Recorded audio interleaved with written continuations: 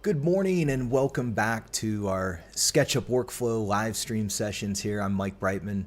My company is Brightman Designs, and I design homes in Denver, Colorado using SketchUp Pro, LayOut, and our ConDoc Tools extension. So just a quick reminder on the format of these sessions. I'm not putting a lot of time into preparing. I'm just using real projects that I've been working on and just walking through it from beginning to end. And you can ask me questions in the chat panel. I'll be keeping an eye up here. I can show you my studio here, and we've got our chat panel going on up there. I've got my 3 screens happening. Live stream looks like it's all good. And so, yeah, we're in pretty good shape here. So the idea here is that, it takes a lot of effort to put together a polished tutorial. And sometimes it's good just to hit go and just work live and just explain it and get it done. What's happening, John? How's everybody doing out there? Mikey Mike. So yeah, I appreciate you guys being in here, and I'm just going to walk through. We're going to pick up where we left off on the Wagon Trail Roadhouse, which is the kind of a mid-century modern edition. And I'm going to... Last time, well, let's do this. Let's just hop in instead of talking about it. I'm just going to go to File and choose Open. And we're going to head over to Brightman Designs under Content, BD Live. And then here's our 4th episode. So I moved the project files over here. So just to kind of keep up. And I did actually archive them too. So you can see here's my project files, and I archive them over in the other episode so that I can share those with you later. All right. Also, on this live stream, I've got the chat, live chat recording. So if you want to come back and watch it, we should have that set up. Somebody mentioned that last week in a comment. Keith mentioned that. So here's our Wagon Trail Roadhouse.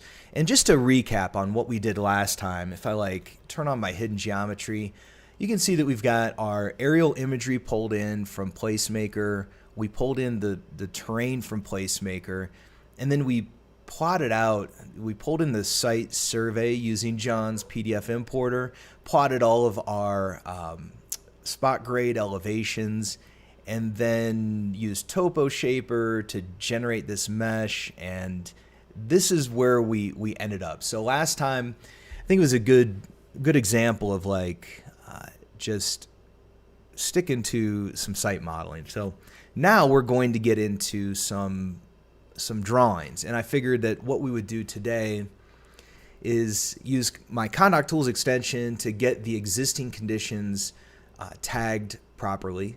And then we'll kick out some existing conditions plans, and then I'll show you a design sketch that I did, which is pretty simple. And then we'll pull that into LayOut and work with some 2D, the ConDoc 2D scrapbooks in LayOut. And I'll show you how I kind of work a design concept into reality. So let's get going here. So the first thing I'm going to do is open up my ConDoc Tools extension. On this project, we're using the Architect Plus drawing set. The reason we're doing that is because we have all these other tags or layers that are coming in, and this drawing set will force those on, but then we can turn them off or control the visibility by using our ConDoc tagging system. So they're kind of like these parallel or tandem tagging systems that we can use. SketchUp has a tagging system. ConDoc has a tagging system. They kind of play together in a unique way here, so we'll work with that. All right, so as I'm getting ready to tag this model with our ConDoc tags, I guess the first thing I would do is turn all of my elements off like that. And when I click all elements off, that's going to get rid of any tag that's prefixed with element underscore. So you can see over here in my SketchUp tags dialog, all of my element tags are turned off. And that means that as I go through here and tag things, they're going to kind of disappear. All right, so I think the first thing I'll get rid of, just to simplify my screen, will be let me just double check where I was at. So these guys are on, this is on Placemaker Terrain, and let's call this Site, and and then we'll call it Earth, like that, and it disappears. This will be Site Earth, like that. All right, so now we'll address whether the site is existing or new. We're really not doing much with the site, so I think I'll probably leave that alone. Let's get that later. So let's just kind of focus on our existing conditions, our house here. And this is a canvas scan. So this was the model that they provided back. I started with this SketchUp model, and then so we're gonna just tag this thing up and work with what they've got. We're not gonna really add to it just yet. All right, so you can just kind of, first thing, I kind of thought I had tagged this as all off, but I could be wrong on that. I guess I just kind of grouped it to begin with. And I'm going to explode this because, I can double click inside and kind of check it. You can see that we have all these different pieces. So I'm just going to explode it because I don't need this entire house grouped together. And that's really one of the advantages of our ConDoc tagging system. We created this system because in order to get multiple tags assigned to one object, you had to have these groups within groups within groups. And that's fine if you want to organize things that way, but really it's kind of nice to not have so many nested groups. And this way we can, we can just select objects in our model and hit them with several tags and not have to keep double clicking in. And also it's much simpler with multiple tags assigned to one object. All right, so now I could just kind of select double click in and hide rest of model and just take a look at what we've got going on. So these are obviously like our walls. So I'm also not going to get hung up right this second on exterior versus interior because Canvas just kind of gave me all of these walls as one shot. And so let's just start with we'll say walls, exterior is fine. We can do exterior and interior. You can, we can now assign multiple location tags, and these are all going to be existing like that. So walls, those are interior and exterior and existing. And while we're at it, let's just select everything here, and everything here is definitely going to be existing. So that way we don't have to kind of keep on clicking existing. All right, and this, let me see, this guy, this guy, this guy, this guy. These are going to be interior ceilings like that. All right, so when you tag things this way, it's kind of nice. You get this visual checklist, and we can just kind of work through this is going to be our floors, interior floors like that. And there's no right or wrong way to do this. You just kind of select whatever is kind of obvious and just start chipping away. So that'll be floors interior.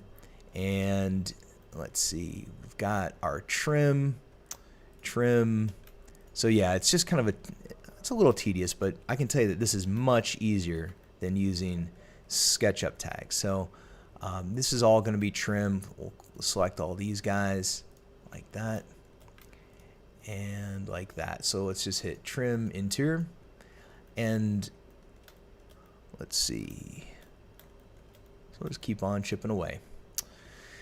All right, so these guys could be our doors interior.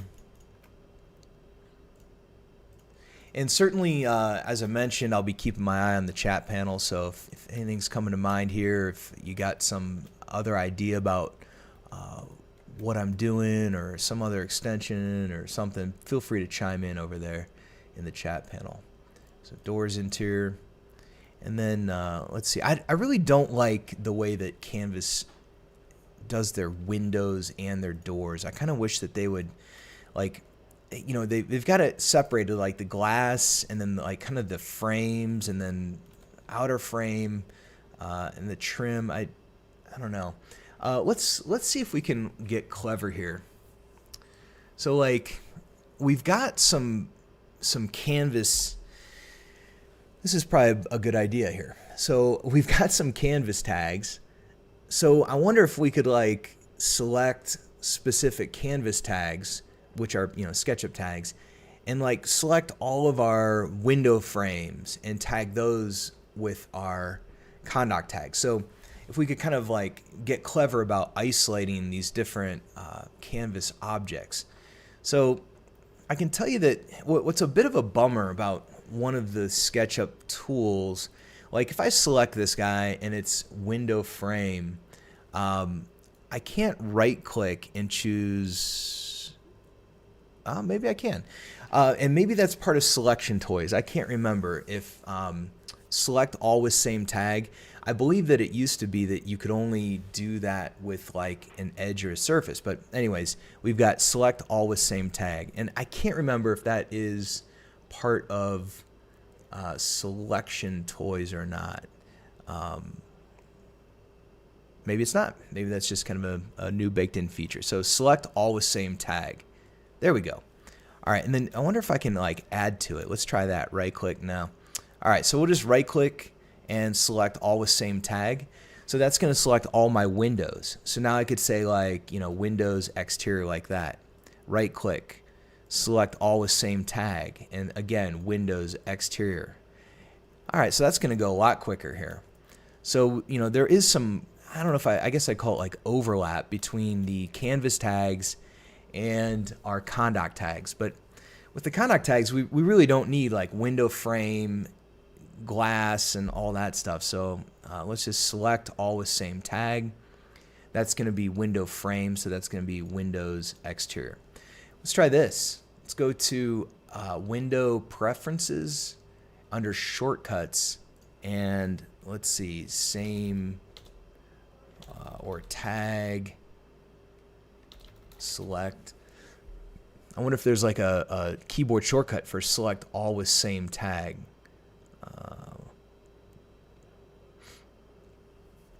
Nope, I don't see it, unfortunately. So what's happening, Justin? How you doing today, man?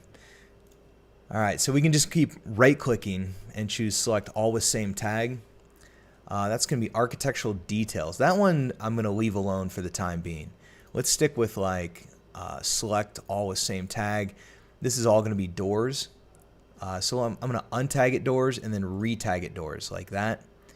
And that'll cause, what I just did was kind of cause a little error that'll happen, that'll come to light a little bit later, because some of my doors didn't get the location tag. So we'll see when that shows up, but it's not a big deal. All right, so then I'll select this. And we got a comment here from Nicholas. If you use the outliner and search for universal name, click and shift the whole list in outliner and assign as a group. Well, I don't know that the outliner, which I got to be honest, I never use the outliner, but I don't think that that's going to relate to our tags. So yeah, you can see it's just a bunch of like no-name groups in here. So, you know, unfortunately, like if they had named, well, there's like a light switch. So, I mean, potentially that could work. So they did light switches, outlets, and that's about it. So I don't think the outliner is going to work for this, but just right click, and this guy, let's keep our eye on the entity info, architectural details. All right, so let's just see if we can get rid of, well, that's trim. I guess here's what I'm going to do is hit select all with same tag. Those are features. I'm going to group those and then jump in there so that I can kind of like isolate what I'm looking at. All right, so this way I could say like, you know, stairs, interior. As a matter of fact, all this stuff is going to be interior like that. And then we're just going to chip away at like, these guys are all going to be barriers like that. These are stairs. And, you know, kind of anything hanging off the ceiling. I mean, lights are one thing. These guys look like lights to me. And I mean, also on this project, you know, really the majority, all the work is really happening down here, but I just kind of want to get this thing whipped into shape. So those are going to be our lights, and this is going to be ceiling equipment like this. So ceiling equipment, and and anything like these guys are fixtures, fixtures, all that is going to be fixtures like this. And then, yeah, again, I don't love the way that I feel like Canvas could do better with their objects. I mean, they're already going to the through the process of like adding this stuff. Might as well like add in objects that have, number one, that like a sink is all in one, one group or component, and then also they could bake in like 2D graphics, which I think would be really valuable. But I don't know. I don't know exactly what their process is. So yeah, man, no outliner for me. I don't know. I don't get it. It just never clicked. I don't know. What do you use it for? Why should I be using the outliner? What am I missing there? All right, so these guys I think are fixtures again. And we'll go, I think that's ceiling equipment. All this stuff kind of looks like ceiling equipment to me. So ceiling equipment like that. And this looks like trim. And yeah, I don't know, man. It just never clicked for me. But hey, everyone uses SketchUp in a different way, right? I think these are very likely like, duct work. I'm going to hit equipment. Yeah, I mean, I get it, man. Organizing the groups and components, finding nested objects, but I mean, here's my gripe about groups and components, or the outliner maybe, is like, to make it useful, I have to name my groups and components. And I just never do that. I never, ever name my groups and components. And I don't know. I guess it's not that hard to do that, but it's just an extra step. And I find that like tagging is kind of a better way to name things, especially with our ConDoc tags. And then you're given like the isolate, tag freeze, tag isolate, and all that. So pros don't use outliner. That's right, man. And John Brock says it chokes his models. Went all in at first, but got away from it. I get it, man. There's something we agree on, John. That's it. All right, then all this stuff, I'm just going to call this all trim. I'm just going to, that looks like a fixture, actually. Let me, fixture. And then I'm going to back out and, where was that selection there? This guy. No, this guy. All right, so I'm just going to explode that, and we're going to call, you know what? I'm going to undo that. I was about to make a mistake there. I'm just going to hit all this stuff with trim like that. And then that is part of a group, but I'm not going to mess with that right now. Let's keep going like electrical. I'm going to select all with same tag. And again, I'm going to group it and hop in so I can kind of isolate my model. Wow. I'm just going to make like a broad sweeping move and call all this stuff lights like that. And we're going to say interior, and those are going to be lights. And then all this stuff is going to be interior trim. And I just put my outlets on the trim tag because they will be turned off in they'll be turned off in plan, but visible in elevation, section, and perspective. But I just don't particularly, me personally, I don't like putting outlets and switches into my SketchUp model. But I get it that some people do. I just don't have that layer built in for my drawing set. Let's see.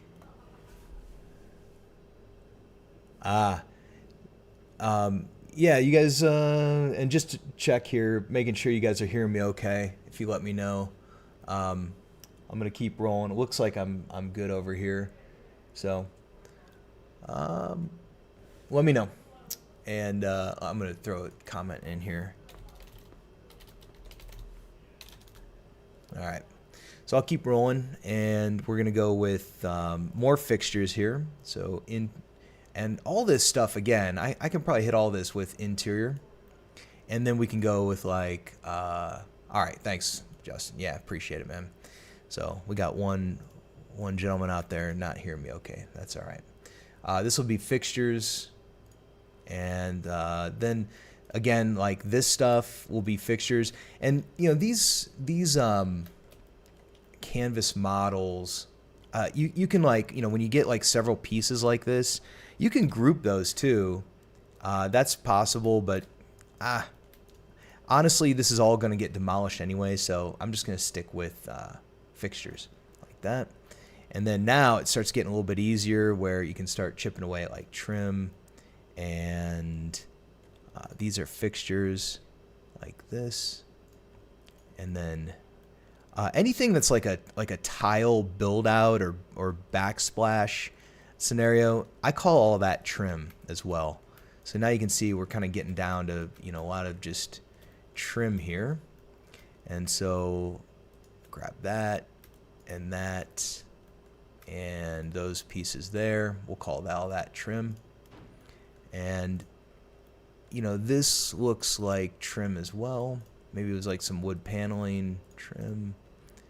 And keep working around here. That's trim.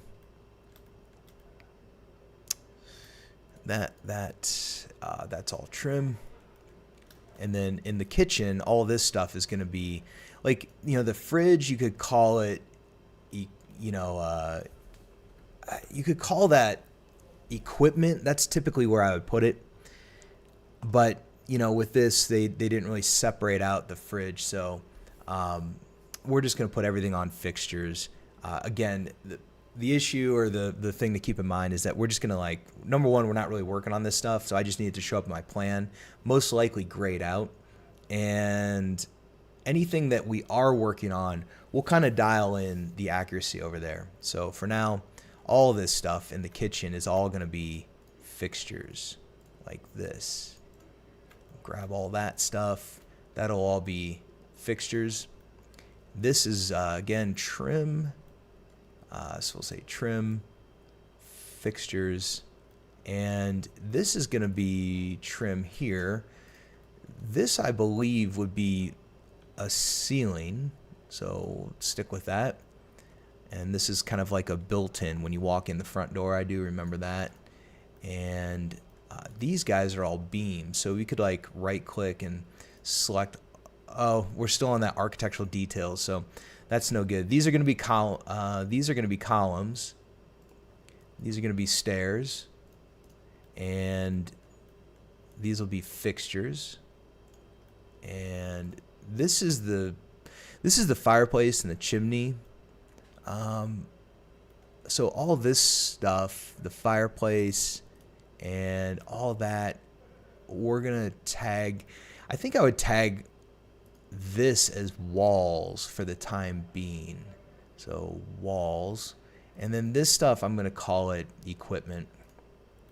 And then all these guys are gonna be beams, and all these guys, and these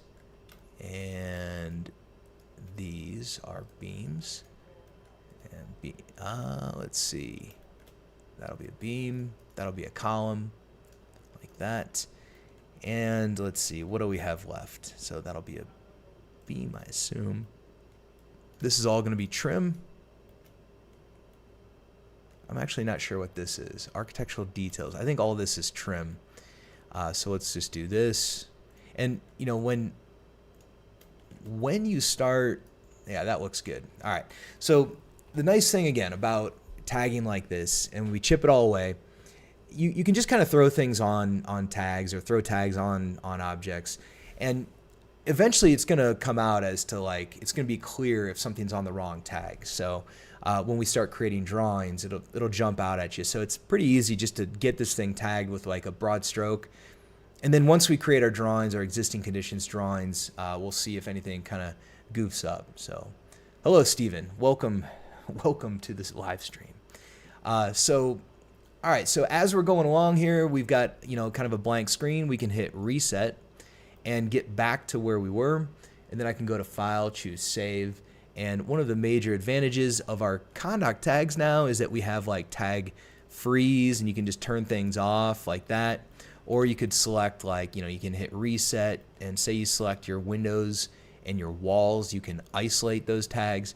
So now we have these tools to really work quickly and control the visibility of our model. And I think that this is why I don't use the outliner, because I just want to I don't want to be in any of these dialogues. So, if I'm working fast, in my opinion, every time I go over here into my outliner and start, squinting around or typing something in, I think that's really slowing me down. So it's my preference to not be in any of these dialogues really ever. So always having kind of keyboard shortcuts to hit reset or turn all elements like off and on. I find that to be really handy, the ConDoc system. All right, so at this point, so we've got everything tagged, and now we can run our plan generator and create some existing conditions plans. So I'll go over here to our plan generator, load that up, and this is going to have, the project setup pops up, and now we get to assign like our finished floor heights. And just a comment about the finished floor height. As ConDoc stands today, if I right click on an axis and hit reset, and then I'm going to freeze our earth tag. This is our origin. Whenever you right click and hit reset, this is the origin. All right. And I guess there it shows us it's at 0, 0, 0. Okay. I can click on the origin and then tap the up arrow key, and I'm using my tape measure tool. And basically I want to set my finished floor height or kind of dial in where that finished floor height is. So you can see it's at like 3.89 feet.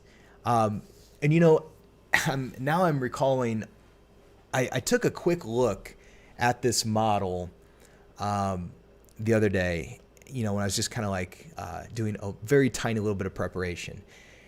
And I think that what we need to do is get our existing conditions model, get our finished floor height to be dialed in with the survey.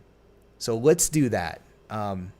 Maybe it would have been nice to have done that right from the beginning, but no problem.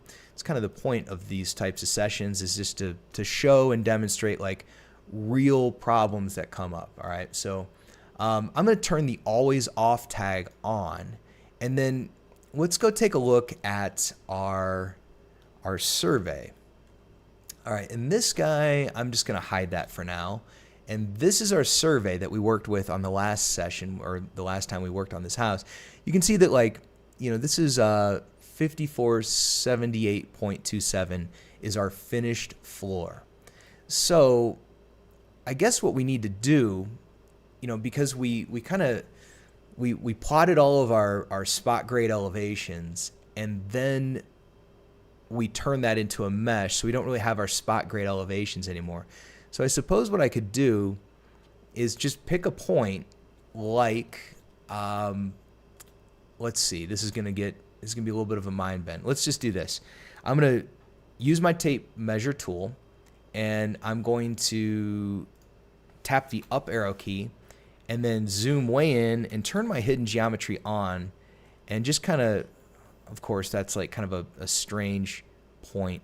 I want to get a point that's like really hitting on a surface. Let's see if we can use this one. All right, so again, I'll tap the up arrow key, and now, oh, I didn't quite get my snap there. I kind of snapped below.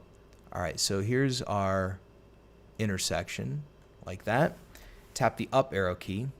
All right, and then I'm going to let it hit right there. Okay, so this point right here is going to be defined as, let me get things turned around. That's going to be at 68.3. All right, so I'm just going to throw a little leader text on here and call it 68.3, like that. All right, so 68.3, and the house, the finished floor of the house is at 78.27. All right, so what are we going to do here? So I need to bring up maybe my calculator, and we're going to do 78.27 minus 68.3. So 9.97. So I think that our finished floor needs to come up from here by 9.97 feet, like that. So now we should have a guide right there. All right, so there's the guide point. And then I can take all of this house, you know, and I really want to be careful that like I'm getting everything in here.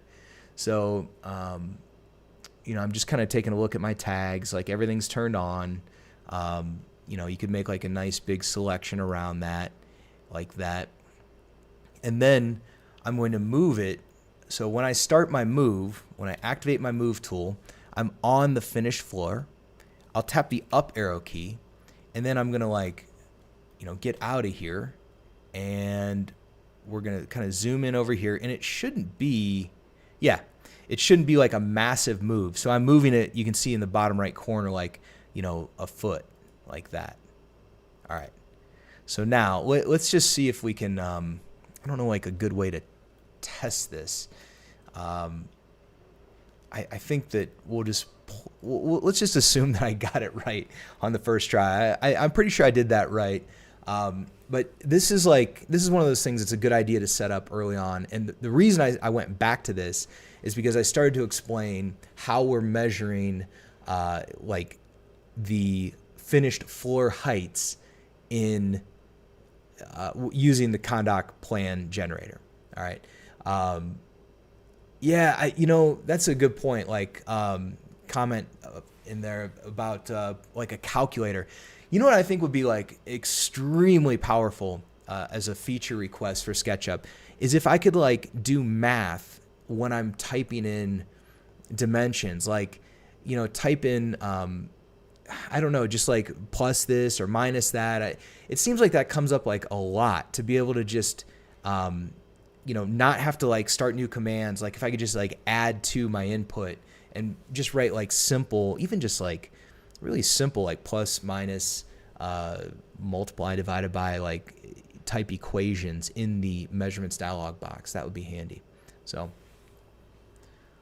all right. So I believe we're in good shape there. I'll hit reset. That kind of gets everything back to good.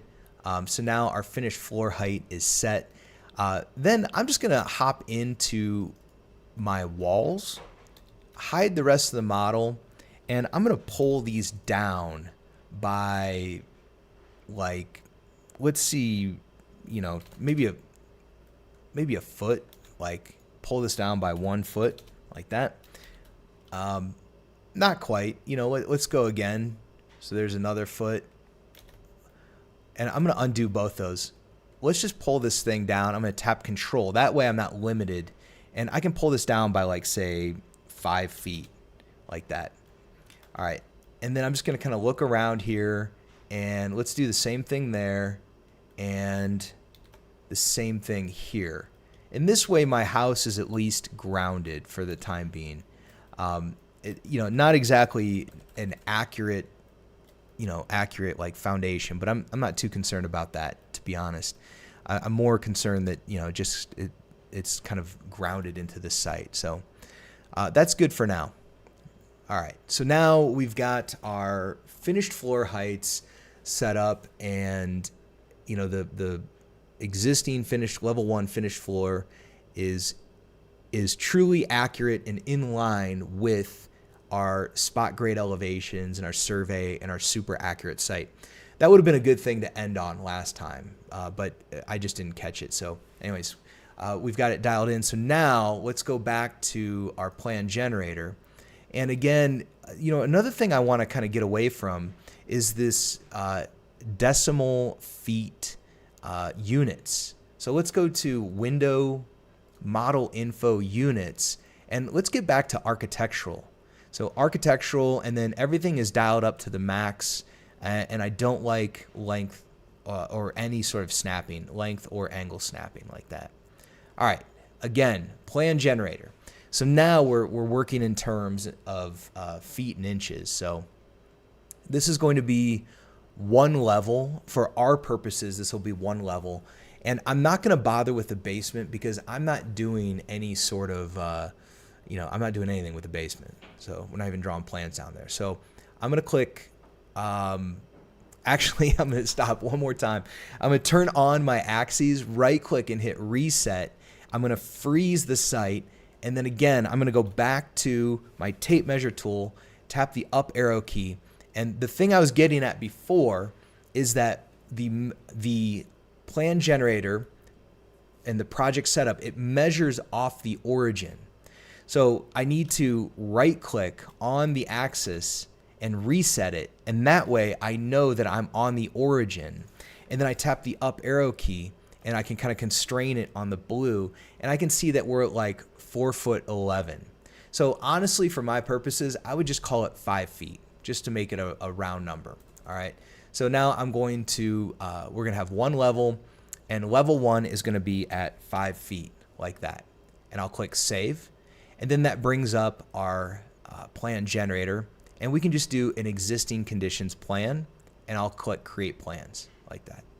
All right. So let me show you what that actually did. If I turn on my section planes now, and you can see that this section plane is going to be, if I measure it, the section plane, let's see, can I even snap on a section plane? Yeah, on section. All right, so if I measure down from the, so on section, tap the up arrow key, and then from here to here is like 4'1". So to the origin should be, let's see, where's my origin? And let me right click on an axis and choose reset. And then I'm going to measure from the section plane to the origin is a clean 9 feet. So what we did is, the plan generator, when it adds those section planes in there, it's going to measure off the origin. So we set it 5 feet, and then on top of the 5 feet is another 4 feet. And that comes in on our existing conditions plan here's our configurator tool. And you can see that let's see, here's our section plane height is at 4 feet. So typically plans get cut 4 feet above finished floor. So that's, where those numbers are coming from. All right. Just getting in the weeds here, explaining why things are a certain way. You can always hit reset. Control E is going to delete my guides. I'm going to delete that little piece of text I threw in there. Now, let's go take a look at our at the scenes that we created. What's happening, Michael? Welcome to the show. Welcome to the party here. So we're going to take a look now at our existing conditions drawing scenes. So whenever I run the plan generator, I always then go back through, click on each scene, make sure it looks the way I want it to look.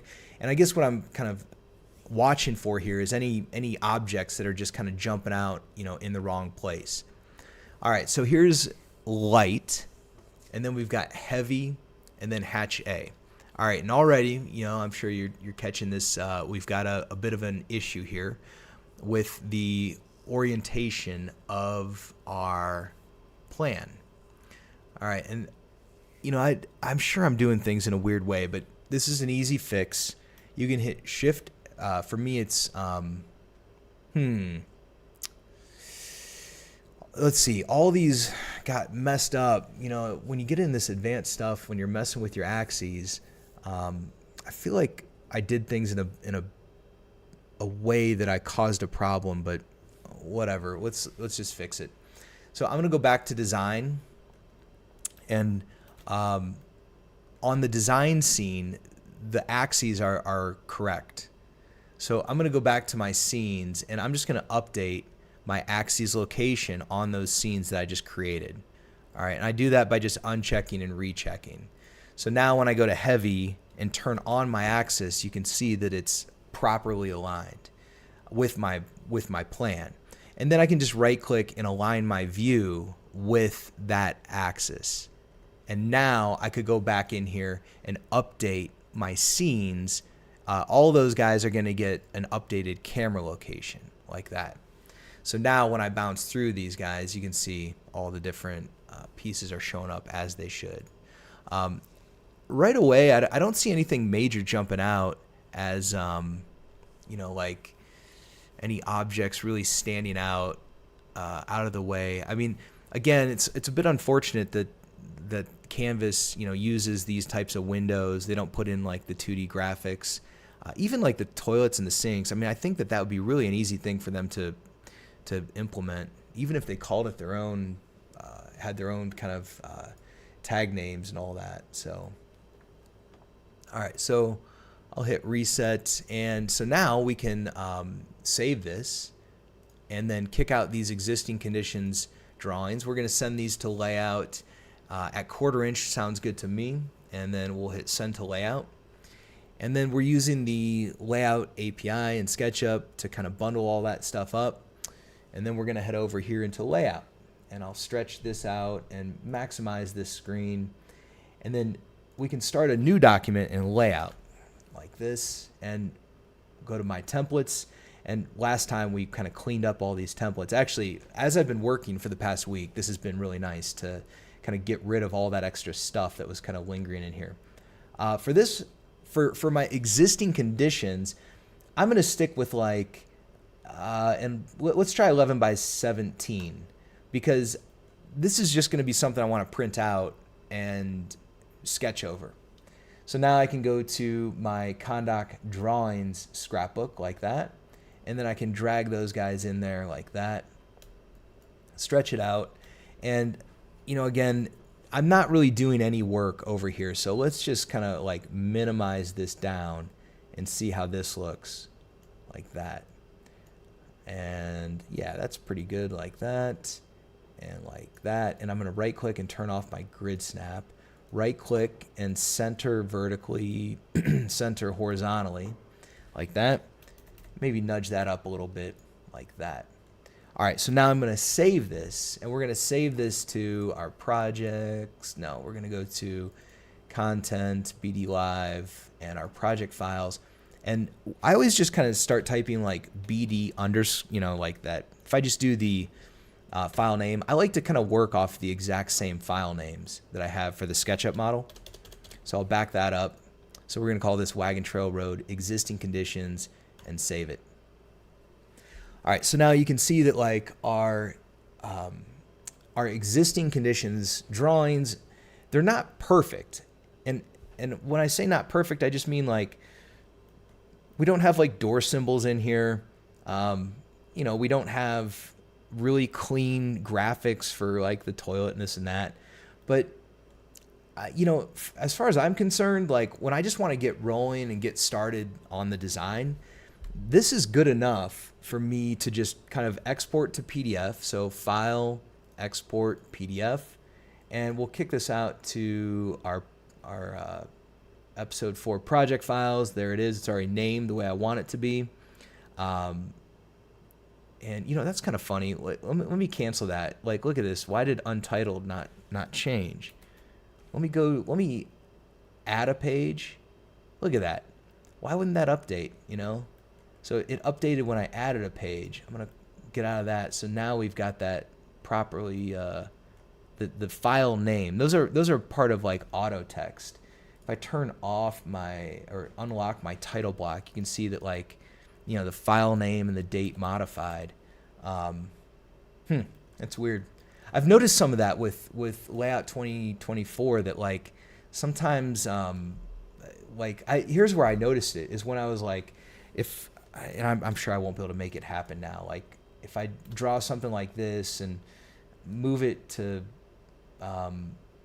layer guides and then add a page like that and then turn my guides off. I don't know. I was having like some weird stuff happen with when I was adding some pages and messing with layers. But anyways, page 3, let me undo that.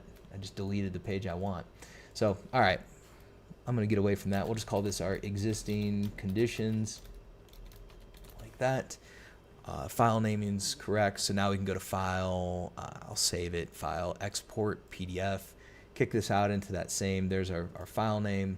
We're going to export everything, JPEG compression's fine, and I'm going to show the export in the PDF viewer, so we can kind of double check what we got. And there we go. So, yeah, so this is like, I think that we kind of worked on something like this for the basement bathroom remodel. And I guess I'll just reiterate that, you can just kind of like take that canvas model and very quickly you can like cut it up into plans. I mean, you can even do this quicker. You could skip the whole tagging thing and just run like the ConDoc Flex drawing set, which is essentially just going to like chop through at 4 feet above finished floor. And that'll create a plan very similar to this. But, this one you do get some, at least the walls are hatched all black, which is kind of handy when you're using trace paper and drawing over the top of this. So that was worth it. Doesn't take too long.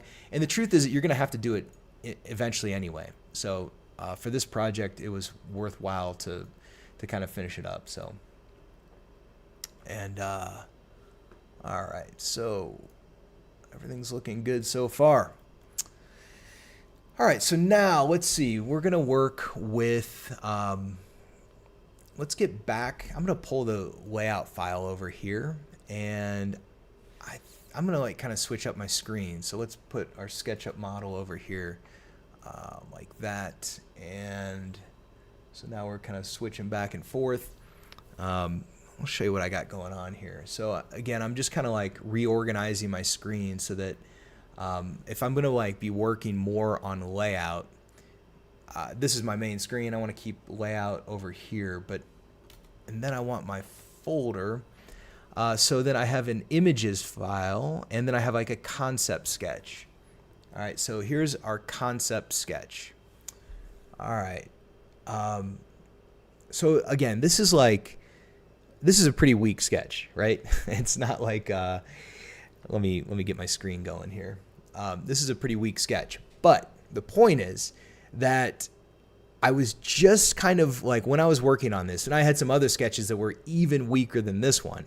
And by weak, I just mean that like I didn't really finish it or polish it in any way, but it's like, I just wanted to kind of get things organized and put it into a place where it's like, okay, this is a viable concept. And now I have a direction to go when I get into layout. And let's see, Alexis, we got something that happens to me in SketchUp 24 is if an object is small in size, its textures start to flicker as if they're superimposed. Yeah, I don't know what's going on with that. I've never seen that. If an object is small in size, your textures flicker. I don't know. I mean, I guess I haven't really seen that. I haven't noticed it. If I were to draw like a small cube over here like this, I mean, triple click, make it a group, and then maybe I'll paint it with something like whatever, like that. And then if I'm sure that if you drastically scaled it down, it might start to act funny, but I really haven't noticed anything like that. So that one, I'm not sure. You might submit a ticket and cross your fingers, see if SketchUp can help you with that one. Let's see, put those over there and hit reset. All right, so that one's kind of set up the way I want it. All right, so back to our sketch here. We have something like a viable concept. So we can go, I can close out of this. And now in layout, I'm going to just drag that concept sketch into layout like that. All right, and then, because I was kind of goofing around here, it landed on the title block layer. I'm gonna move to layer drawings, and then I'm gonna lock the title block like that. All right, and so now what we need to do is to properly scale this drawing. And, typically I I guess what I would do is I'm just going to kind of guess at a dimension. Although if you were thinking a little further ahead, you could just kind of draw a line and like at the bottom of this drawing, just strike a line and call it like 10 feet so that you have like something really, easy to work off. Let me see, is there going to be like a more clever way for me to do this? I think the bathroom is very likely 3 feet, although it might be a little bit bigger than that. Let's just make an assumption that this bathroom is like 3 feet wide. All right. So here's what I'm going to do is I'm going to right click on, I'm going to scale this drawing down like this, and we're going to kind of scoot it over here. I'll leave it on top. That's fine. I'm going to right click on it. I'm going to choose make group, and then I'm going to right click on it again, and I'm going to add a scale to it so that it's got a 1/4 inch scale. And then I'm going to double click in, and I'm going to draw a line. I'm going to hide the rest of my presentation. I'm going to draw a line, and we're going to work with our shape style with a stroke like that. And actually, I'm going to go back over here to like our ConDoc annotations and just pick like something a little more dramatic, like a thick red line. All right, so remember, I'm just drawing a line straight up by 3 feet, enter, like that. All right, so that's going to be 3 feet at 1/4 inch. And remember, I'm inside of this scale drawing. So now what I can do is, and you know what, I might even just draw a rectangle around this like that, because when I'm scaling, if I remember right, the raster image disappears. I'm going to select that rectangle I just drew, and this rectangle I might just like make it into like a dashed or dotted like that.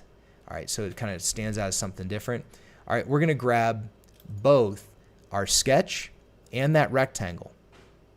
Here's my precise move grip. I'm going to position that right at the bottom of the that 3 foot line, and then I'm going to scale this image, and I'm going to hold Shift and Alt while I scale it. And see, now I can kind of like watch that rectangle dip down, and see now that sketch is properly scaled. Here's another feature request for you. Like, wouldn't it be slick if in LayOut, I mean, maybe they could add a tape measure tool in LayOut. I think that would make sense. Just make it, I guess I just say that because that's how it works inside of SketchUp. Just let me like measure a distance and then type in, 3 feet to set this to scale. Like if LayOut is actually going to be like some sort of a drafting program or compete in any way with any sort of drafting program, we really need a better way to like scale a sketch or scale a drawing that's imported. But anyway, it's not that you can't do it. I just showed you can. So anyways, that's in good shape there. And at this point, you could just like trash this stuff. Those are just kind of throwaway lines. Let me see. And so now, like, let's see if that was even close. I don't even know. I'm going to right click and arrange and send to back, and then just kind of like nudge this around and see, this is like a proposed plan. So I don't even know if, I have a feeling that maybe that was like a 4 foot bathroom. Let me measure this. If I draw a line like here, so you can see that's, and I'm looking at my measurements dialog box, that looks like it's about 28 inches. If I like measure this hallway, 4 feet, that's fine. All right, well, let's get this in place. So I can tell you that like, the wall on the right side is in good shape. And then this wall right here, the sketch that I'm looking at that would be this wall right here. All right, so let's do this. I'm going to unhide rest of model and just kind of scale this up a bit like that. All right, and then nudge it to the right, and you can see that like, we need to just scale it just a touch more like that, and maybe even from this side, and then nudge it up like that. Yeah. So I guess that's a way to do it too, is just to kind of eyeball it based on, like, I know that, this wall is existing here. This one's here. All right, like that. Okay. Good enough, right? So, yeah, nice, Mike or Michael. Yeah, that would be slick, wouldn't it? Be able to scale things properly in layout. Um, all right, so I think we're in good shape there. I guess now when I'm looking at this drawing, for my existing conditions, I'm gonna just kind of like crop that a little bit further so that I can really get all this stuff up on my page. Let's talk about our layers maybe for a minute. We've got like, what I typically do is I add a layer called backgrounds, like that. And then I would just, scoot that down a notch so that this scale drawing, I'm going to move to layer backgrounds like that. And this is going to be on drawings, backgrounds. All right, so that way we can kind of sketch, turn that off when we need to. All right. Okay, so we're in good shape there. And I guess I'll say this. Yeah, a question about converting a raster to a vector would get the job done. That would definitely be slick. And I'm kind of curious. Let me, I forget, what was it like? I'll get this on my main screen in just a moment. I forget if it was Sticker Mule, convert to vector. I think they have a tool. Yeah. So Sticker Mule has redraw and order a redraw from $14. I wonder if you were to feed a plan to this for $14, if it would come up with anything worthwhile. But I don't know.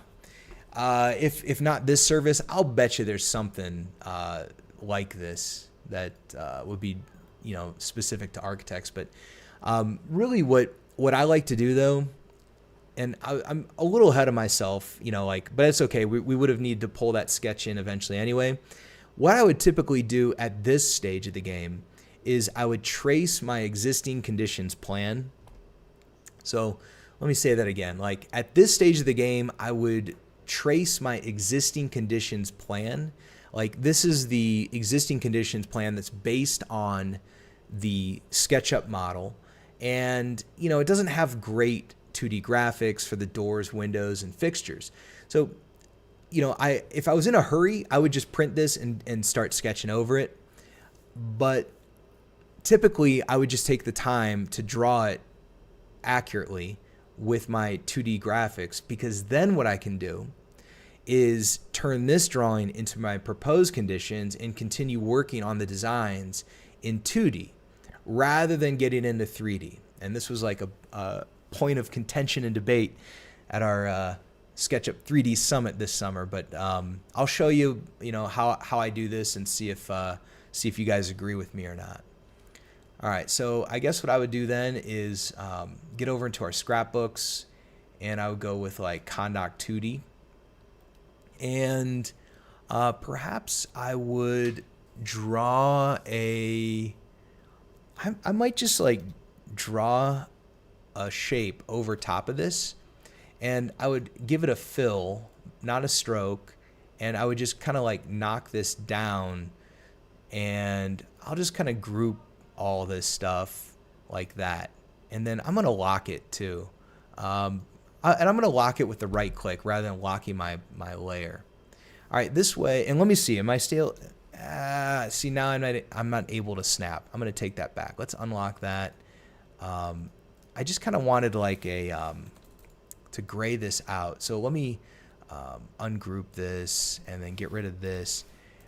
If I want to gray this out, let's do it. Let's go back over here into SketchUp, and let's go to our styles, and we can like go to our in model styles, and I'll go with like line drawing 50, or maybe even like line drawing 75 update, and then line drawing 75 update, and then our hatch is going to be like a hatch 75 like that. Update. I'll save it.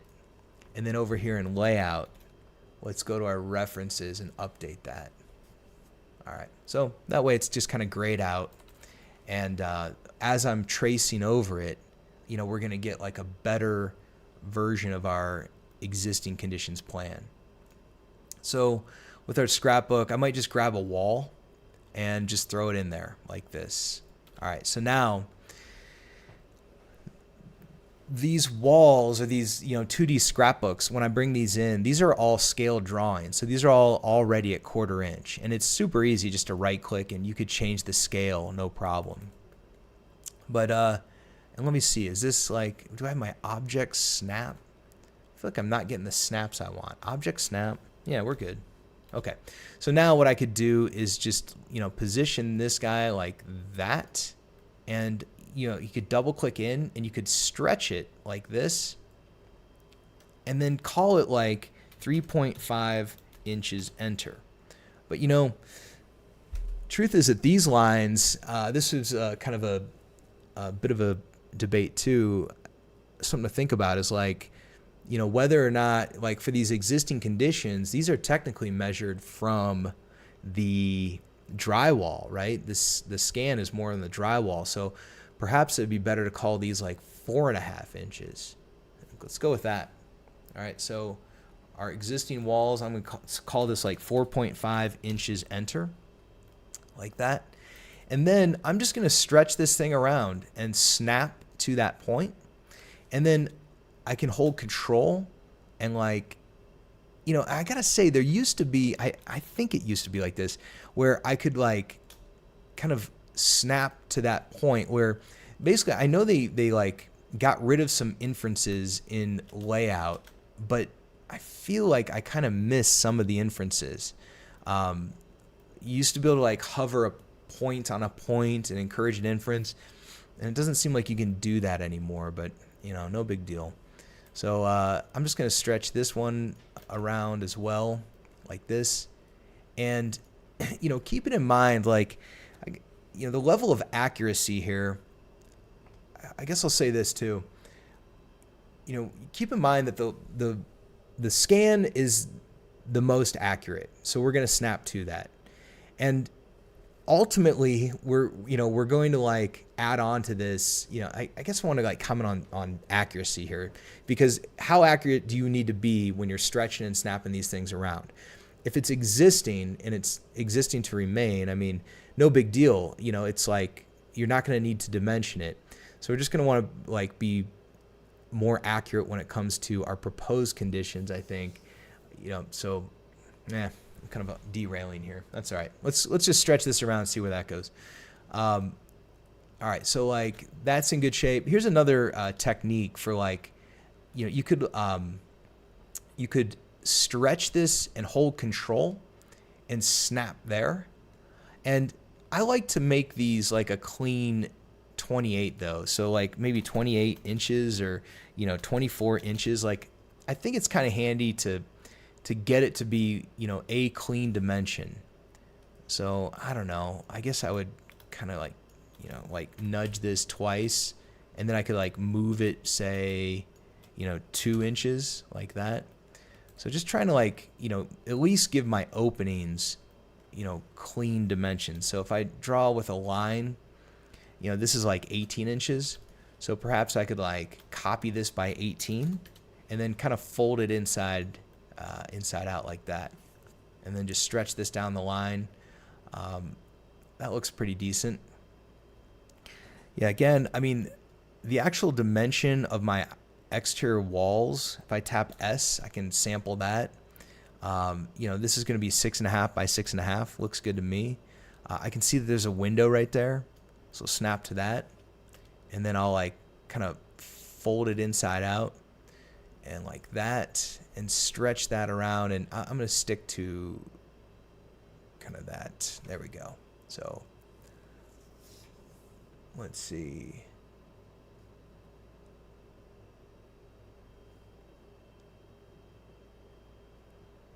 Yeah, with the ConDoc interfaces, those are just HTML. I appreciate you saying that they're clean.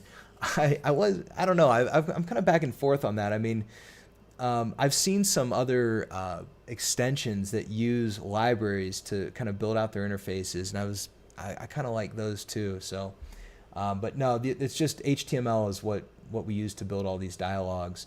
And they're very custom. I mean, this one was like, the ConDoc system was actually kind of challenging to get that dialed in right. But yeah, I mean, the most important thing to me though is that they are clear and really snappy. I mean, they're responsive. So that's kind of the most important thing. But thanks, Michael. All right, so I'll keep on going here. I'm going to turn the corner so I can like hold control and make a copy at 90. And then I'll just stretch this. And so, you know, I guess what I would do is just hold control, and I'm just going to trace this exactly as it was scanned. I think that's going to be a better way to go about this. And then, you know, perhaps when we add the actual doors and windows in SketchUp, you know, we could go about the task of like, you know, making these doors and windows have like a really truly accurate dimension. You know, like, I guess what I'm talking about is like when I measure this from here to here, it's showing as 18. So I don't know if Canvas gave me clean dimensions. I guess they did, but it's kind of hard to snap to them. So anyways, we're just going to go with what they've got. All right, so typically I would just kind of rip through this thing and trace all my walls. So we'll just keep doing that. Rotate by 90. Like that, and then snap that in there, like that, and then like that. Go to the end, and you know, kind of the clever thing is to hold control while you're scaling it, and you turn it in, like kind of turn it inside out, and that leaves behind that clean opening there. All right, and then I'll just grab this piece and I'll make a copy of that, and I'll stretch this over to here, and then stretch it over to here like that, and like that. All right, and then again, and also when you zoom out, you do kind of like, when you're zoomed in, it's sometimes it can be hard to get the arrow that you want. So if you zoom out, it seems to kind of like isolate just the left and the right scale grip. So now I can hold control and snap it there, and then let go of control and snap it there. And now I can like turn my corner, hold control by 90. And this is where I was talking about, like when I move this down, I used to get a snap here, and now I don't. And I have to use this like precise move grip. So, you know, no big deal, but I did kind of like that. I sort of miss that scenario. So, yeah, you got to make it a clean UI. Well, something I learned recently, Alexis, you know, when it comes to building these UIs, like apparently there's like libraries that you can buy. So I don't know, and I'm not real familiar with like all the back end of all that stuff, but it's my understanding that there's like libraries of user interfaces that you can just purchase and use to build your interface. So maybe take a look at that if you don't feel like design everything from the ground up. All right, so I'm gonna make a copy of this, and then, you know, get that over into the corner. This wall looks like it's a little bit thicker. I'm just gonna match what Canvas has there because it's really not gonna matter. I don't care exactly how thick that wall is. I just kind of care where the face of it is, like that. And I'll make a copy of it, and we can like rotate it by 90 like that, and then snap that back into place, and then stretch this like that, and that's probably good there. And all right, so now, you know, and as I'm going, I do start to like use the pieces that I already have. You know, I can just kind of snap this into place and stretch this, you know, make a copy of this, rotate it 90 like that, snap that into place, snap, and like this. And you can see like, as I'm like stretching these around, you could even make the argument if I select everything and turn off the fill, maybe that makes it easier for the time being, so that like as I'm going through here, like I'm not blocking what's, behind it, holding control and then folding it inside out. So I tell you what, when you get going with this technique, you can get pretty fast at it. I've kind of, I kind of like working in this way, especially when it comes to our proposed conditions. That's when things get really slick. So we'll get there. All right, so I'll make a copy of that, scale it down there, and like that. And yeah, I definitely missed that, those kind of snaps that they took out, like that, and like that. Make a copy at 90 and snap there. Oops, undo that. And yeah, and then it is kind of easier to just scale it like that. All right. Okay, two more walls, and then I think we're in good shape. So copy this to there. That's like a wet wall, plumbing wall, and that one is too, like that. Okay, and then I'm gonna select all, turn on my fill, back out of there, and now we can jump into our adding some doors and windows here. Oh, sorry, one more wall. Let's go like this. Yeah, see, like this, and then like this, and then like that, like that.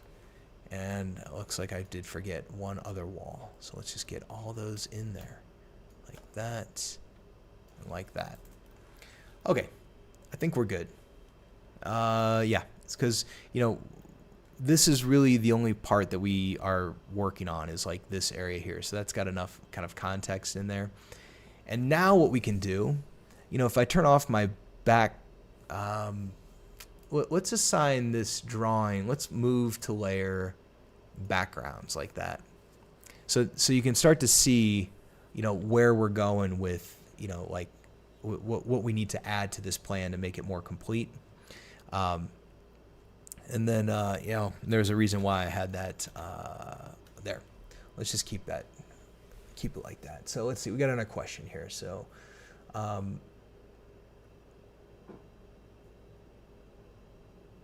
yeah, and Alexis, like, he's asking about the hatch here. And, the reason I do this, the reason I work this way is because I want to have clean existing conditions drawings in 2D. You could also say, you could make the argument that like, I could be spending my time in SketchUp.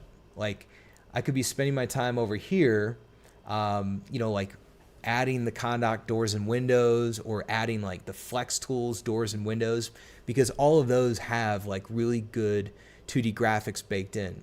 So perhaps my time, you could make the argument that my time is better served buttoning up the SketchUp model, the existing conditions there. But I like to work in 2D. So I like to kind of get clean 2D graphics created in LayOut, because that's where I'm going to actually design. And then when I go over into SketchUp, it's really just a production task. And we'll get there and I'll show you. So let's see. All right. So now I'm going to go to my scrapbooks and we're going to start adding some windows in here. So really it doesn't matter. I'm just going to grab any window like this and I'll set it in place, rotate it by 90, and then we'll snap that in there. And you can see that like this is its own scale drawing as well. And the way that I built these, it makes it so that you can just kind of stretch them around into place. You could add a little bit more detail to it, but for these types of plans, these symbols work really well. So we'll just go like this, and then snap that into place, stretch that over like that, and then make a copy of this. Oh, I just double clicked in. Let me see. Oh, let me check under preferences, general. Yeah, I just want to make sure that I wasn't able to edit my SketchUp model. I don't like it when that's turned on. This is kind of challenging too. Like the fill is kind of blocking out. So, you know, perhaps I would want to just like lighten that up for a moment and, you know, work like this and like that. All right. So, yeah, so so Michael Carroll asking about, you know, what keeps me in the layout, not in AutoCAD. Well, one is the cost. Like, you know, so why pay for something that I really don't need AutoCAD? Like my whole thing, of course, is like creating full sets of drawings using SketchUp Pro and LayOut. So really like pressing myself to stay in LayOut. You certainly could use AutoCAD to do this, but I think you'll see that like when I start adding in our 2D elements and designing in LayOut, I actually really like it. I find it to be easier than AutoCAD. Like in AutoCAD, if I want to rotate something, I have to like type in, you know, R spacebar, RO, whatever it is, and then, you know, there's several clicks, and I don't know. It's like I find that the ability to just kind of nudge things around in LayOut really does make it a nice design tool, and also it looks like the plans. You know, it doesn't look like all these, you know, black background and cyan and magenta. It looks like an actual plan that I'm scooting around. So that's really why I like to use LayOut. So let's finish up this existing conditions drawing. This, I don't know. I'll just kind of stretch it that way. It's fine. And there's our windows are all in. And then I could use like a door. So maybe like a 28-inch door or something like that. See, and this is where it'd be kind of nice to have, you know, clean openings. So like now I can just position this like that. And then, you know, perhaps I'll make a copy of it like that. This guy, I'm guessing we're going to flip it left to right. And, all right. And then we'll take this door and make a copy of it like this. And then, you know, you can scale these up for sure. You know, you can like, scale it like this way and hold shift and then like kind of snap there.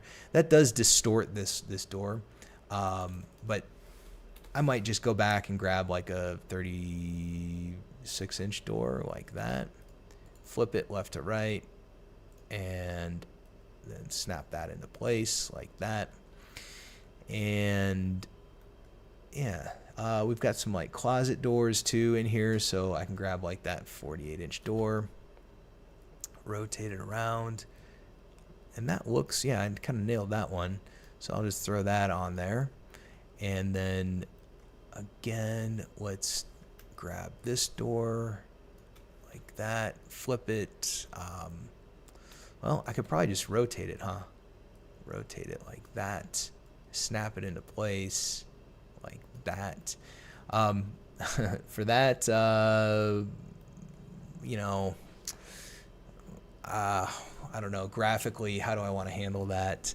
I guess, you know, you could just like rotate this guy in, you know, 45, and then you could trim that piece. Can I trim this? Let's see. Why isn't it letting me trim that? Let me draw a line over it like that, and then trim. I think it's, I'm going to bring it to the front and then try and trim that. Huh, that's weird. Not able to trim it. Let me see. Why is that happening? Trim. It's like it's snapping to that other piece. So we'll just kind of get it close. I don't know. Just snap that there. That looks good enough to me. Like that. All right, and then we'll keep going here. Flip this top to bottom like that. And like that. Yeah, actually, maybe I want to go with a smaller door for this one. Smaller door yet. Like this. And even smaller. Man. Yeah. It's funny, like with the Canvas scanner, sometimes I'm like, oh, that can't be right. And then I go back and check it, and it's like, sure enough, some of these doors are just really small. Let's flip this one left to right. That'd probably be a good shortcut for me to add, would be, flip. And, if it's close enough, I'm just going to scale it. Like, ultimately, these drawings are not, they're just they're graphics, they're not going to be, they're going to get dialed in. Like, this is really close in accuracy, and then eventually they're going to get tightened up in SketchUp. But so at this level, or at this phase of design, I just kind of like to work at this level of accuracy. All right. Here's another way to do this. Maybe I would scale the swing like that, and then just stretch this guy. That's clever, right? That's kind of a better way. That way I'm not distorting my my door thickness. So, but we don't have any more to do, so that's okay. All right. Okay. All right, and then on these 2D graphics, we can kind of like scoot our way down, and we do have like some toilets in here, so you can just turn these into some pretty decent drawings rather quickly, like that. Using the arrow keys, nudge it around. We do have like some pretty simple sinks and things to throw in there like that. And we'll grab this toilet again and flip it left to right like that. Like that. And let's see.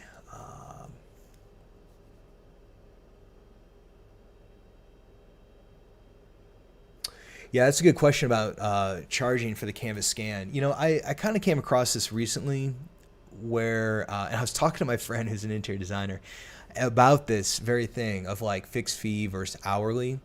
And the truth is that like on the scan is truly something where you can like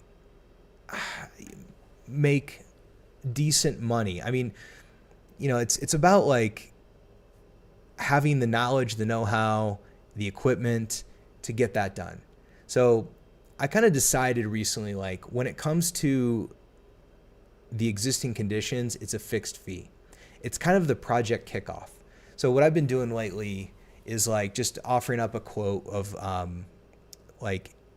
say like $1,000. Like I'll come out, I'll scan it, I'll create the existing conditions drawings, and then we can talk about it. And, I always tell the client, like, you're going to need this no matter what. So it's like, the existing conditions and the survey, if you want to move forward, you're going to need those things. And I just really don't like billing hourly for that, because then you're like kind of passing the scan on as well. So I don't know, I guess, it could go either way, but typically I like to just kind of charge kind of a fixed fee to come out there and do it.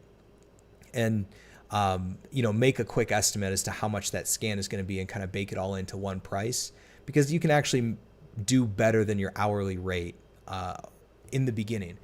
And then when it comes to design, I charge hourly, because I found I used to try to quote these projects, but like in order to get it to a place where you can actually guarantee a win, it's like the contingency has to be so high to guarantee that you're not going to like completely lose on all the revisions and everything. And this way, they can make all the changes they want, and it doesn't really bother me. Like I've had clients like, oh, actually we want 3 bedrooms upstairs. And it's like, well, that completely ruins this entire concept. I got to start over. So anyways, so typically what I would do to directly answer your question is like come up with a fixed fee to go and do the scan and kick off the project. And that way, I don't have to have like a retainer or, you know, work in that way. And then if they want to move forward and do work on the design, then I like to switch to hourly for that. All right. All right, so then we got like another sink here. I can just like rotate this guy. This. Like that. Stretch this. And I'll just kind of like match what they're doing with their dimensions here. Like that. And I don't know. I guess I could, you know, draw a rectangle, sample that, match this, hide rest a model. I think it's more like that. They really need to button up this like, was it trim, split, and join routine? I really don't like that. It's like, again, if layout's going to be like a true CAD competitor, they really need to like kind of get on board with the way that CAD programs work. So like that. And then, you know, I would even just start drawing like just something like that. You can just draw a rectangle. Here's a shower that we have already. So just kind of making it look right. Like that. This stuff, you can kind of like grab it all and then slightly distort it, I think is okay. Although if you really want to be careful not to distort it at all, perhaps I would like scale it. Like, or I would select everything and scale it like that, and then this stuff, you know, maybe like these pieces I would scale. So this is going to stretch back to here, and then this piece is going to stretch back to there. So that way I avoided like distorting my that drain circle there.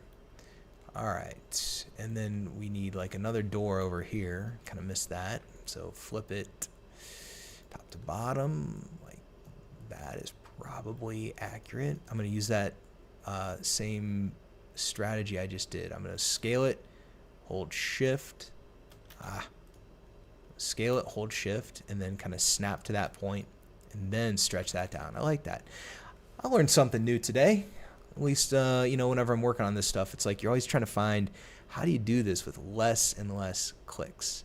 I'm going to go back to my doors and grab, you know, it's funny, yeah, that is 48. On this, I'm going to save this and hit edit on my scrapbook. The scrapbook, like, you know, these little numbers and all these annotations, those are on a layer. Those are called labels, and that should be locked. The scrapbooks are unlocked. And, you know, anything that's in your scrapbook that's like locked won't come in. So now if I go back to the beginning, save it, close it, go back to my scrapbooks. Yeah, see now my annotations aren't coming in. I don't know how that happened. I'm sure I was in there messing with it at some point. Hopefully that's not what we're distributing. No big deal, but you know, it's just kind of like want things to be clean. All right, then this guy, I'll snap it in there. That looks pretty good. All right, so now, and maybe I would just draw like some simple rectangles for our kitchen, and I'll turn off my fill and then tap S to sample that, and just, you know, honestly, something like that is really good enough. I'll trim that up, erase that, get rid of that. Oops. Let's see, split this again. Is there something else in there? I'll just draw a line, whatever, like this. Yeah, I really don't like that split and join routine. All right, so now we can stretch that into place like that. Okay. Good enough over there. We'll trim this up a little bit. We've got, you know, I guess I'll throw this toilet in there. It's like, you know, we're not doing any work up here, so it's kind of like I may have included just a little bit too much, but just to make these drawings look right, I'm going to stretch this up a bit more and stretch those up so that it kind of looks like it's, you know, the plan is being cropped the way it should. And then this guy, I'm just gonna stretch it back to there, and I guess I would get rid of this edge. You know, that would make it look correct, like it's being cropped like that. All right. Okay. So save this, and you know, at this point, perhaps I would move to layer backgrounds like that. And then I could go to my ConDoc annotations. So that's where we have all of our annotations set up.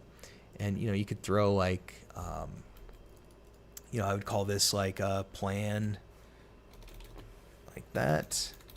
And then I would call it, you know, existing conditions like that. We're already at 1/4 inch, so we're in good shape. And save this. Yeah, that looks good. Oh, sorry about that, guys. Looks like we jumped back to layout. Yeah, sorry about that, guys. I think we're good to go. Hopefully that clears things up. But yeah, here's where we're at. So now we've got our clean existing conditions inside of layout. And you can see that, like, you know, this drawing, this clean layout drawing versus if I turn off my drawings and turn on my background, and you know, maybe I'll like just get rid of that for a minute, but you can see it's a much better drawing to have this than that, you know. So that's kind of the reason why I do this, is to get like really clean, you know, punchy drawings, because like these are going to be presented to the client. Like, you know, they're going to see, and kind of like what we were talking about before with you know, charging for the scan and this and that. Like, this is a good deliverable where you're like, hey, here's a really clean you know, a really clean existing conditions plan, and then we can start, you know, turning this into our proposed conditions. All right, so let's do that. Like, let's you know, I kind of jumped the gun a little bit on importing that sketch earlier, but that would be the next step here, is that now I would let's get our sketch lined up, and then start turning this into a proposed conditions plan. And what's really cool about layout as well is that you can use that old CAD trick where we can turn this into like our existing conditions. We can set them to be dashed, and then, like, you know, paste everything back on top, and then delete walls to create like a demolition plan. So there's some really clever little tricks you can do to dial up the information and the quality of your drawings. All right, so I'll turn on my backgrounds, and I'm just going to duplicate the page for now, so that we're like leaving this original page in place. But on this page, I'm going to move this aside. I'm going to select the SketchUp model, or the viewports more so. I'm going to undo that move. My selection is still active, and I can hit delete. All right, so now what I'm doing is just getting my sketch into place, and so now, you know, I'm just kind of like checking things around. It looks pretty good. So what we can do now is we're gonna make another. Let's see, what are we gonna do? We need to kind of like duplicate this this drawing here. All right, so I'm gonna turn off my backgrounds.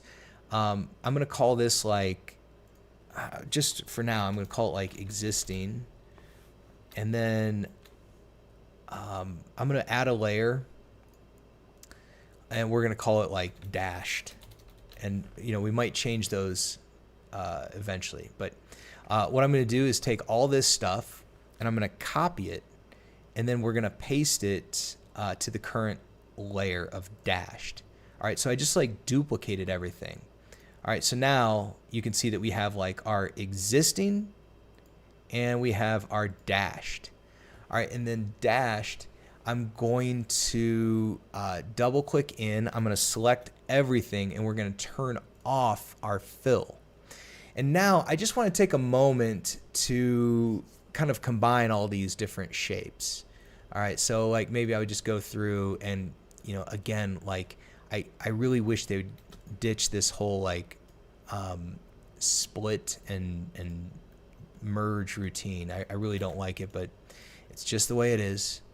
And I guess once you get used to it, it's not too big of a deal, but it sure would be nice if I could just like kind of like automatically get these walls to kind of merge together and not have to do, you know, erase all this stuff. And then I'm going to have to go back and, you know, kind of join everything. It's really kind of goofy, but I feel like they could, like over the years, perhaps they could have addressed this. Seems like if you're going to take layout seriously, this would be one of those little things that you just make better, you know, and make it more like a CAD program than, as Matt Wheeler is always saying, it's Illustrator. It's a page layout program, but yeah, sometimes I just have a hard time getting a snap. I'm gonna hide the rest of my model, maybe, and you know when that happens, like it seems to me that I usually find that like I didn't actually get a good clean snap. You can see there it worked out. All right, so let's just clean up these guys. So now I'll just kind of work through. That one is not done yet. That one's not either. So kind of get these trimmed up like that.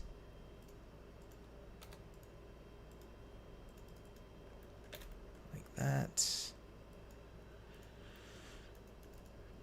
Yeah, I mean, and like on a bigger plan, you know, maybe I wouldn't do this. Maybe not.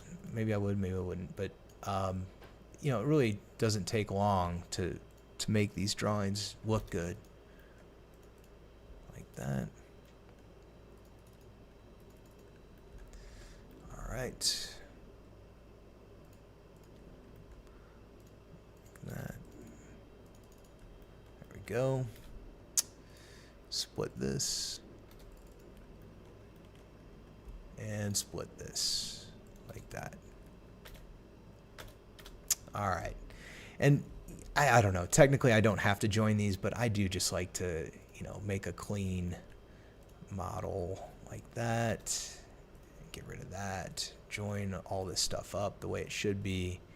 And that way, you know, I guess I could even like copy this back over into the other drawing and give it that hatch, because now it's all going to fill in properly. So, but it's probably not totally necessary for me to do that. So, and this is another one too, like when I'm merging, like why can't I just like triple click and like, you know, merge all connected? You know, I mean, there's some ways to just make this behave kind of more like SketchUp. It seems like that's the direction they're going when they make these like different choices on how this program's going to work. Yeah, those would be little things that I could definitely get excited about. So, yeah, Michael. Like I find that little trick happens a lot in layout where I'm like, you know what, get out of my way, make this selection, and then hit undo. Like it's kind of a nice thing to know that it works like that. So, all right, now. What we're working on here is we're like kind of getting clever with our existing conditions plan, and we're turning it into a we're gonna set it up so that it can be like a demolition plan. All right, so in order to get that to work, remember we've like duplicated. I've left a record of everything over here, and I guess you know I could jump in here, select all, copy, back out of here, go back to this page. Jump in here and select all this stuff and delete it. Actually, I'm going to hit Control, undo that. We're going to paste and then invert my selection and delete. and then I'm going to select all this stuff, and we're going to turn our fill on. You know, that way we're using the exact same geometry between the two. Now on this one, we've got our record, you know, everything's in place. And so now I really want like all of this stuff to kind of have the same line weight. All right, so we're going to go with, you know, the stroke. I think we'll set it to like, well, what are we working with here? So these guys are at like a 0.5 is, you know, or a 1. I think we'll try a 1. Probably 0.5 is going to be better, I think. So let's do this. Doesn't matter. We can change it. But we're just like, we're going to get them all to be exactly the same. And then we're going to set everything to be dashed like that. The reason that I set the line weights to all be the same, if like I'm going to select all and make it dashed, is you get kind of like different dash results on different line weights. And, you know, you could kind of be meticulous and work that out. But I think for this, it's better just to, you know, set this to be all the same line weight as 0.5. All right. So this page, I'm going to call this one our proposed, like that. And then I'm going to go grab, the everything off of this page. So all this stuff, we're going to copy it. And over here, this is going to be all this stuff here is going to be on the layer dashed, right? So move to layer dashed. We're good. All right. And then on existing, we're going to turn on existing.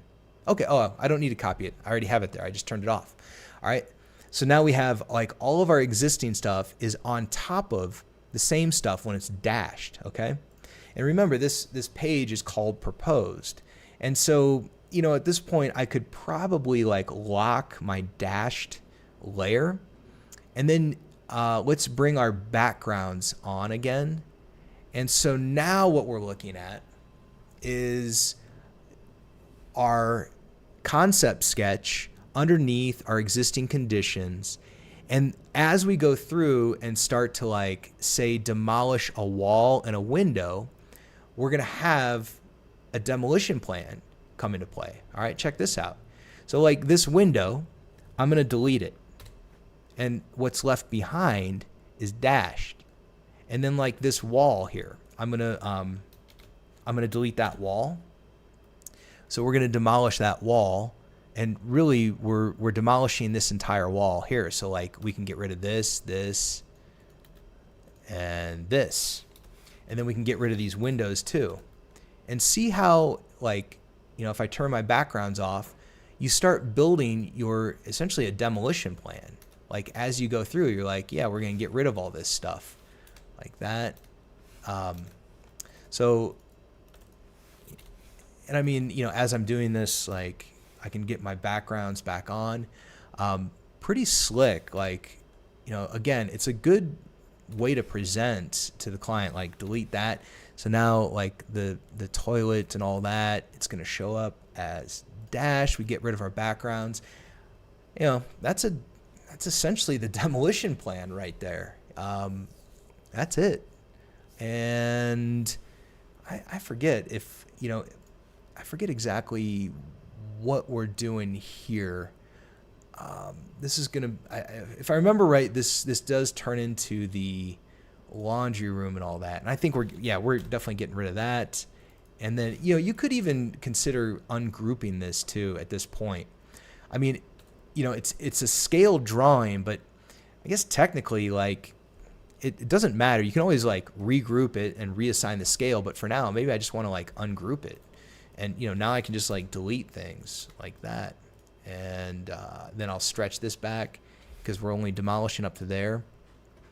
If I go back and unlock my dashed layer, you know, and turn off my existing and turn, that's fine. Maybe I want to like grab all this stuff and turn off the fill, you know, so that way I don't have anything kind of filling in like that. Turn off my backgrounds like that. All right, so we can save this. Yeah. So now on this page, we've got like our existing conditions on the first page. And that's, again, like our record of everything. And then on this page, this can be like plan demolition, like this. Demolition, like that. Save it. So yeah, so now we can leave that in place. And, you know, this is where like everything's going to kind of, I like to leave a record, you know, maybe we'll call this demolition. Like I have a feeling that, you know, we really don't need a separate demolition plan. It's kind of nice to leave it with proposed on top. But for now, yeah, okay. And this is what I was trying to demonstrate earlier. Remember this? Like, look, our guides, this is showing up when I added a page. Like, this is on a layer that's turned off.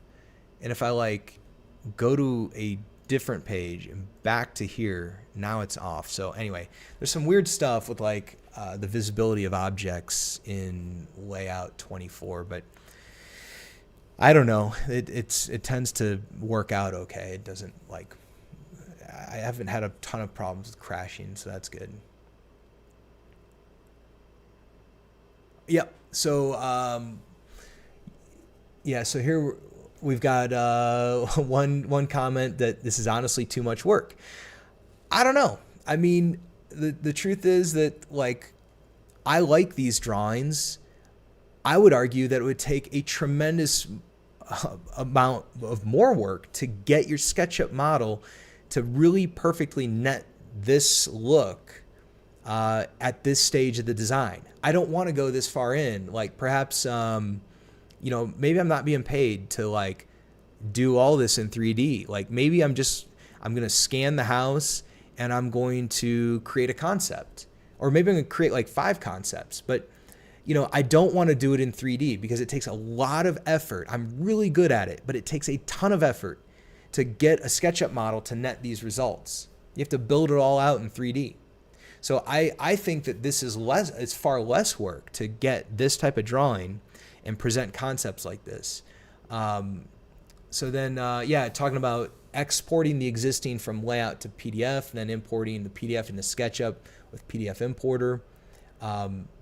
And exporting to DWG, finally import the Layout.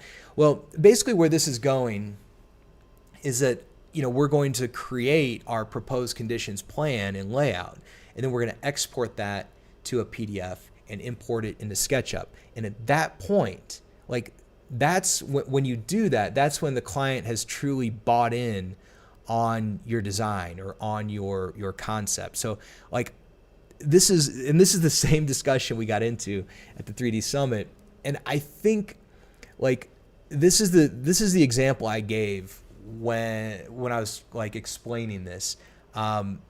Like let's say that I wanted to I don't know, I guess like, you know, oh, I want to, you know, move this sink, you know, like we're gonna try it over here.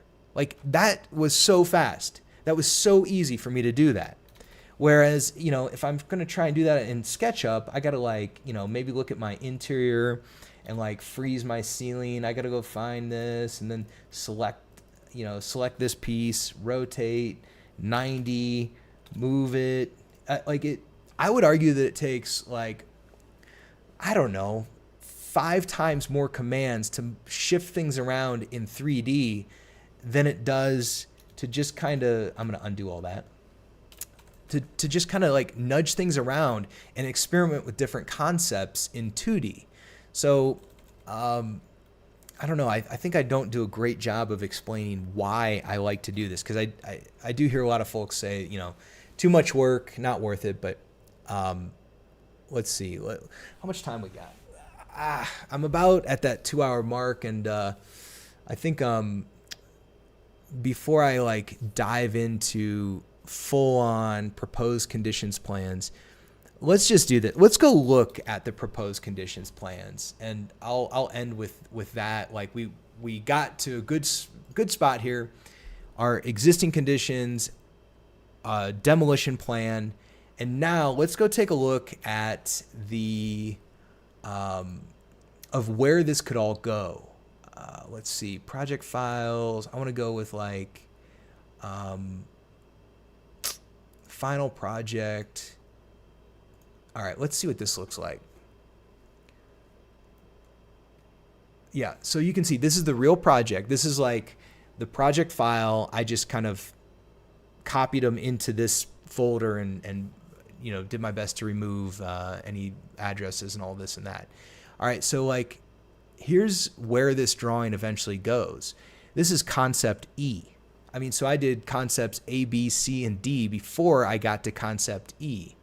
And here's concept F. And if I just kind of bounce between them, you can see like the bathtub shifted over here. So I mean, to work these concept plans up in 3 dimensions, you know, in SketchUp in 3D, and then net a plan that looks like this and present it to the client, you would be generating a lot of 3D models, take a lot of work, and then you'd have to manage all those files. In my opinion, this is like a perfect use of layout, and having these like, you know, scaled 2D graphics and, you know, ConDoc 2D symbols, and just, you know, throw things in there, like throw the bed in there and say like, you know, what if I want the bed to be on this wall like that, and then like that. I mean, how long would that have taken, you know, to get this change in SketchUp? You know, that would take a lot. I'm really fast at it, but I can tell you so, you know, in my opinion, I think that layout's great for this type of thing. And so anyway, this is where we're going here. Hopefully that at least clears things up. And I guess for the time being, I'm just gonna call it there and see if there's any other questions that come up, and then we'll kind of get to it, close things down. So Michael, I've always been 3D first, then layout, but you're opening my mind. Yeah, to look at the workflow differently. Yeah, it's just like getting, you know, really like applying the correct level of detail and effort at each stage of design. Because like early on when you're presenting a concept, it takes a lot of effort to present that concept in 3D. So let's just make sure that we're on the right track. Like, hey, do you want the bathtub here or here? And I mean, you know, you could argue that maybe the client's going to want to see it in 3D, and maybe they will. Maybe they want to pay for it too.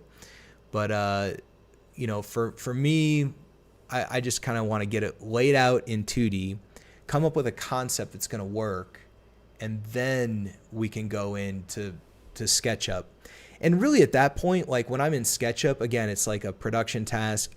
And then if they want to switch things around, we can make those little tweaks. It's not that hard. Like there shouldn't be like huge overarching changes, like, you know, different wall configurations and this and that. In my opinion, that shouldn't happen. So nice. Well, right on, guys. Yeah, let me know if you have any other questions before we sign off here. I'll hang for another minute or two, see if anything else comes up. But otherwise, I appreciate you guys being in here and chatting, and it's kind of a fun format. You know, definitely let me know. Looks like I disconnected and reconnected. Hopefully everything went okay with that. Let's see. Looks like my stream is still live. I think we're good. All right, so yeah, John's chiming in. When I'm designing the concept, I like to have the symbols in SketchUp on my floor plan, so I'm ready for layout. They're already there. Agreed. It's actually go back to SketchUp and then re-import. Truth. Yeah, the accuracy of exporting this to SketchUp. Well, see, that's the beautiful thing. I mean, it is accurate when you export this out. You know, like technically you're drafting, hopefully you're punching in accurate numbers, but that's kind of what I was getting at earlier, is like, you know, do you just snap to the canvas viewport, like the viewport with the lines that are represented by the canvas scan? I mean, eventually when it gets into SketchUp, I like to just kind of like use the push-pull tool to build these walls and then type in perfect dimensions.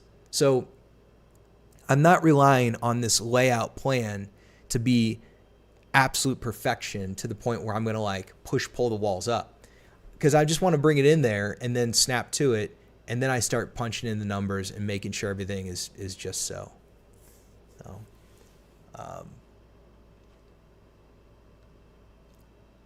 see, hopefully, yeah, I got a little pop-up that said OBS disconnected, and then it would appear everything's cool. So, yeah. Well, right on, guys. If there's any other questions in the chat, throw it out there. I think we're kind of slowing down here. Keep an eye out for any issues of Canvas to SketchUp on the Mac platform. No, definitely don't know of any issues with that. I mean, truth is that that it's all the same, because Canvas is just simply going to send you a SketchUp file. So you go scan it with Canvas, and then they'll throw you the SketchUp model, and it doesn't matter if you open it on Windows or Mac. Either one's fine. So no issues there.